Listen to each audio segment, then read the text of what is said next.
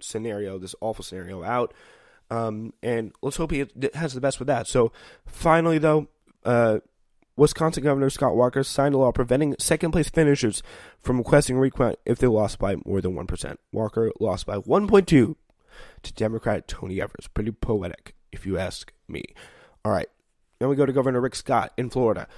His race descended into further chaos today as Governor Rick Scott announced his campaign is suing Palm Beach and Broward counties over the ballot counting. He said at a press event, "We have just filed a lawsuit. I will not sit idly by when unethical liberals try to steal this election." It has been 48 hours since the polls closed, admonishing the state for its incompetence, accusing Democrats of mysteriously finding more votes. Like, if your votes are made up, feel free to prove it, bud. Because that's how recounts work. When the race gets close, you have a recount, and sometimes more uncounted ballots are found. They're very small, but in this case, when the race is this close, they can make a very, very big difference. Very big difference. And some of those votes may even be for you. And by the way, if you don't know what I'm talking about, 24,000 votes were found last night in Broward County. Incredibly Democratic state. The National Review posted a Texas lawsuit against Broward County. A lawsuit against Palm Beach is not yet available. Scott was the only Florida politician lashing out at liberals over the election results and recount. Marco Rubio, which was incredible. And by the way, he should really just stop talking about it. Rubio began a series of posts on the recount. He wanted to accuse Democratic lawyers of dissenting on Florida, which is absolutely, it's so bad.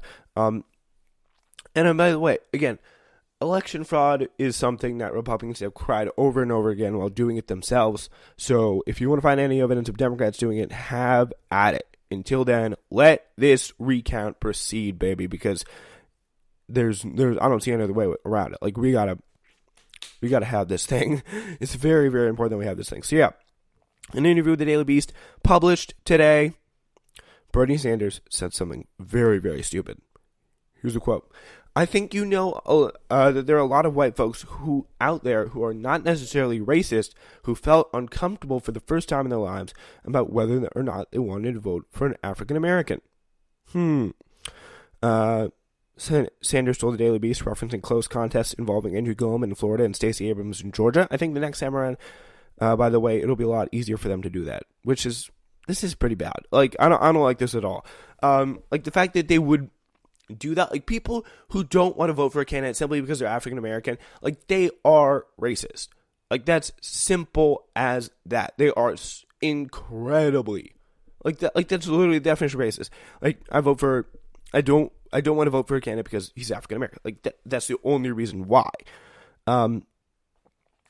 Like, it's absolutely, like, do you think, and like, a lot of these Andrew Gillum voters, like, you gotta bet they voted for Obama. Like, I don't think there's too much crossover there anyway. It's just a stupid comment all around, and some could even say it was pretty offensive. And I bet it is offensive to some people, and I wouldn't be surprised. I think that's pretty rightfully so. There's no other way to explain that. It's true, surely, that white voters who might otherwise voted Democrat if the candidates were white, but why go out of the way to reassure those voters that their reasoning wasn't racist? I mean, maybe. I mean, do you really need those voters to win elections, Bernie Sanders? I really don't think so. I think you could probably win it pretty well on your own with your, like, with the progressive values. I mean, I'm sure this is a comment that he just, like, I hope he wanted to put his foot in his mouth, like, right after he said this, because this is just absolutely, it's not what you want to hear. Not at all what you want to hear. Gillum said, I think he's a fantastic Sanders said of Gillum, I think he's a fantastic politician in the best sense of the word. He stuck to his guns in terms of a progressive agenda. I think he ran a great campaign. And he had to take on some of those blatant, ugly racism we've seen in many, many years. And he came within a whisker of winning. So, like, this is in the same interview. So, like, that's a big swing, and that is much better. Much better. So, yeah. He was a little bit prone to gaps. I mean, he's made something of an effort on race since his 2016 presidential run. He's had a little bit of stuff like that. He's had a little bit of mistakes, and there's been he needs to do work. I mean, I think he's not a polished politician, but I don't think anyone can really construe him as being racist. He's one of the most like democratic politicians in the country, like left wing politicians in the country. I mean, I'd be pretty surprised. I'd be shocked if there's any like real evidence of him talking badly like against black people. He has had some race related gaffes, however. His website's section on racial issues is fairly impressive, detailing the myriad of types of violence that the state wages on people of color.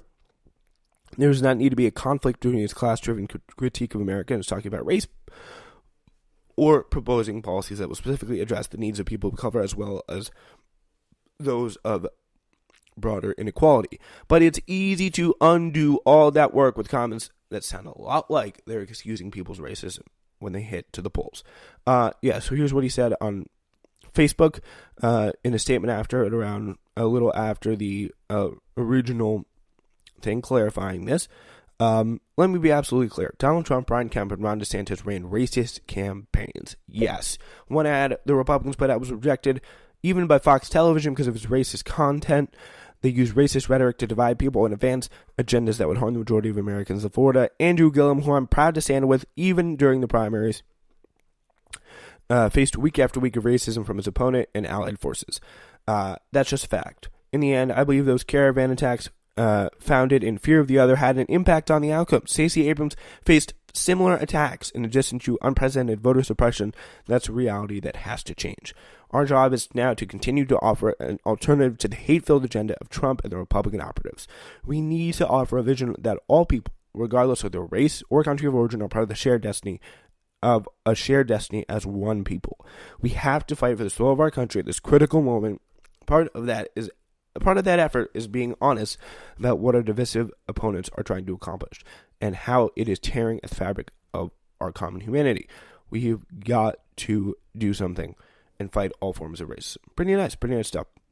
Much better than it's a good statement. Like, I don't think like he was very serious, obviously, about this. So yeah, last night, a group of anti-racist, anti-fascist activists protested at the Washington home of Tucker Carlson. And the description here is Fox News' foremost propagator of stories about white genocide and dangers of non-white immigration.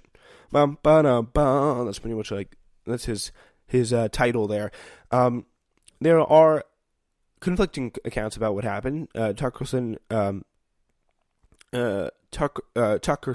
just call him Tuckerson, told Washington Post that the protesters cracked the door. Protesters denied that and sent a photo to journalist Alex Rubinstein as evidence of the door being perfectly uncracked. And it does look to be pretty uncracked. So, and the only reason, it's like pretty much a paper with a black box over it that Tucker covers his home address. In any event, being a right-wing media personality apparently gets you the special treatment. A D.C. police spokesperson told the Washington Post that Carlson's block would be under special attention for as long as needed. And they were investigating the incident as a hate crime because of anti-political violence. That's not good. Carlson, who's been hemming and hawing about the elites despite the fact that he's a multimillionaire cable news host, sure seems to be enjoying the privileges of an elite. Like, do you know how hard it is to get the cops to investigate actual hate crimes and hate crimes? It took a week for the feds to confirm that they were investigating a possible hate crime in the Kroger shooting in Kentucky last month, where he literally said something racist during the shooting. Carlson, apropos of nothing, thought it was extremely funny when someone sent George Soros a pipe bomb, and this is what he said about this. About Caitlyn Jenner. I wonder if it's just enough to prosecute someone for murder. Put yourself in the position of someone else. Say, if someone you love were killed and the murderer received a lesser sentence because they weren't a member of the trans community, you'd say, well, that's kind of unfair. I mean, we're all Americans. What? Doesn't make any sense. Anyway, like clockwork, again, a whole slew of media and media-adjacent people took to this opportunity to just bow down to Tucker Carlson at the altar of his pain and suffering he's had to endure. And of course, like I saw, like Brian Stelter, CNN media correspondent, who's like, this is really detestable stuff. I hate this so much. We really shouldn't do this. This is all wrong. this is just so bad. It's like what happened to Jim Acosta. It's like it's equivalent of the pipe bombs. I'm not sure he said that, but this is pretty much he was very much in defense of this. Like that's very, very true of Tucker Carlson. And then literally I see him on Twitter getting absolutely like castrated by the right wing media for not defending Tucker Carlson enough. Like Jesus.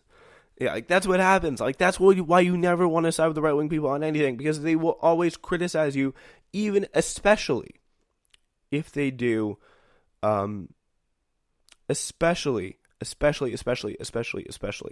if they like if they see any ounce of weakness, they're gonna be like, give me more, come on, like, and that's just not how it should be. All right, that's it for us today. Gotta go. See you on Tuesday. We've got a red alert coming, and obviously we'll have nothing for you, unfortunately, over the weekend. So we'll see you Tuesday and Monday for a red alert.